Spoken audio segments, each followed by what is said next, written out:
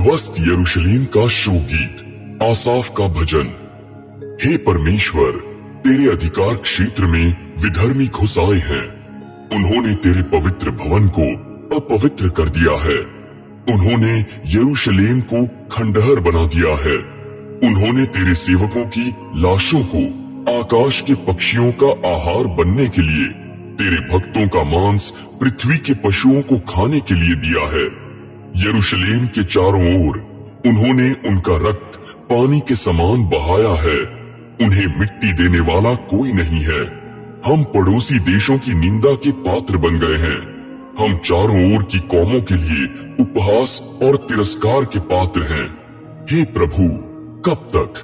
क्या तू निरंतर क्रोध करता रहेगा? कब तक तेरी ईर्ष्या अग्नि जैसी जलती रहेगी?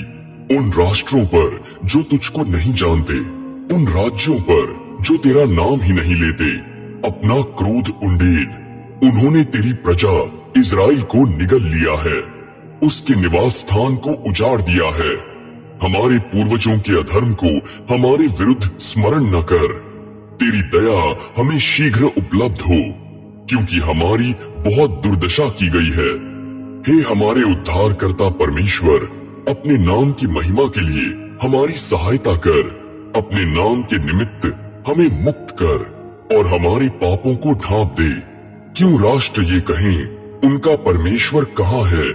तेरे सेवकों के बहाए गए रक्त का प्रतिशोध हमारी आंखों के सामने राष्ट्रों पर प्रकट किया जाए। बंदियों की कराह तेरे सन्मुख पहुँचे। अपने महान सामर्थ्य से हमें बचा। हम मृत्यु का ग्रास बनने को हैं। हे स्वामी, जिस निंदा द्वारा हमारे पड़ोसियों ने तुझको निंदित किया है, उसका 7 गुना उनके माथे पर लौटा। तब हम तेरी प्रजा और तेरे चरागाह की भीड़ें सदा तेरी सराहना करते रहेंगे। हम पीढ़ी से पीढ़ी तक तेरे यश का वर्णन करेंगे। इज़राइली राष्ट्र की पुनः के लिए प्रार्थना। मुख्य वादक के लिए शोशनीम के अनुसार आसाफ का साक्षी गीत, एक भजन। हे इज़राइल के मेषपाल, सुन। रेवड़ के समान यूसुफ का नेतृत्व करने वाले, हे करूबों पर विराजने वाले, प्रकाशवान हो। एफ्राइम, बिन्यामीन और मनश्शे के सम्मुख अपना सामर्थ्य जागृत कर। हमारे उद्धार के हेतु आ। हे परमेश्वर, हमें पुनः स्थापित कर। अपने मुख की ज्योति प्रकाशित कर कि हम बच जाएं। हे स्वर्गिक सेनाओं के प्रभु परमेश्वर, कब तक तू अपनी प्रजा की प्रार्थनाएं अनसुनी करता रहेगा? तूने उसे आंसू की रोटी खिलाई और पीने को आंसू ही आंसू दिए। तू हमें पड़ोसियों के लिए कलह का कारण बनाता है। हमारे शत्रु हमारा मनमाना उपहास करते हैं। हे स्वर्गिक सेनाओं के परमेश्वर, हमें पुनः स्थापित कर। अपने मुख की ज्योति प्रकाशित कर कि हम बच जाएं। तू मिस्र देश से अंगूर की एक बेल लाया और विजातियों को भगाकर उसे लगा दिया। तूने उसके लिए भूमि तैयार की। बेल ने जड़ पकड़ ली और देश भर में फैल गई। पर्वत उसकी छाया से और विशाल देवदार उसकी लताओं से आच्छादित हुए। उसने भूमध्य सागर तक अपनी शाखाएं और फरात नदी तक अपनी टहनियां फैला ली थीं। तब तूने उसके बाड़े को क्यों गिरा दिया? अब राही उसके फल को तोड़ते हैं। जंगली सुअर उसे उजाड़ता है। वन पशु उसे चरते हैं। हे स्वर्गिक सेनाओं के परमेश्वर, लौट आ, स्वर्ग से दृष्टिपात कर। इस बेल की सुधि ले और इसकी रक्षा कर। इस बेल को तूने अपने दाहिने हाथ से रोपा था। इस शाखा को तूने अपने लिए सुदृढ़ किया था। वह आग में भस्म हो गई है, वह काट डाली गई है।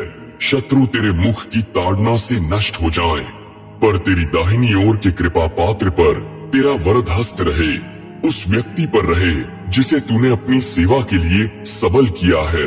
तब हम तुझसे मुंह ना मोड़ेंगे।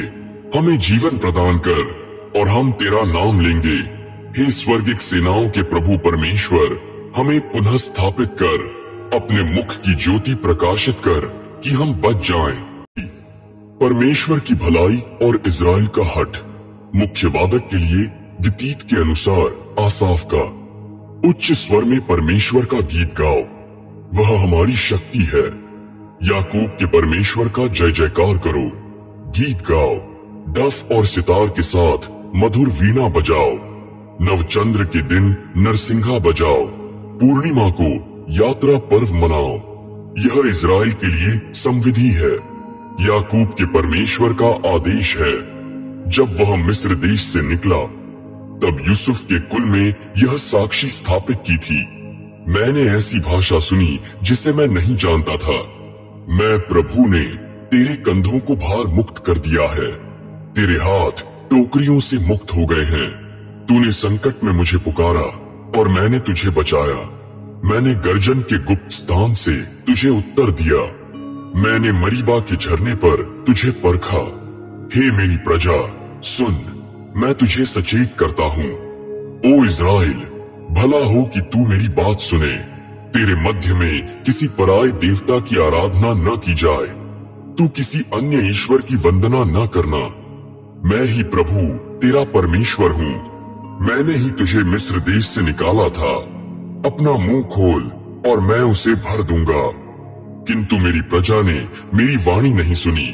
इज़राइल मेरा इच्छुक न था, अतः मैंने उनके हृदय के हठ पर उन्हें छोड़ दिया कि वे अपनी सम्मति के अनुसार चले। यदि मेरी प्रजा ने मेरी बात सुनी होती, यदि इज़राइल मेरे मार्ग पर चलता, तो मैं शीघ्र ही उनके शत्रुओं को दबा देता, उनके बैरियों के विरुद्ध अपना हाथ उठाता। प्रभु के बैरी इज़राइल को दंडवत करते और उसकी नियति सदा बनी रहती। ओ इज़राइल, मैं तुझे सर्वोत्तम गेहूं खिलाता और चट्टान के मधु से तुझे तृप्त करता।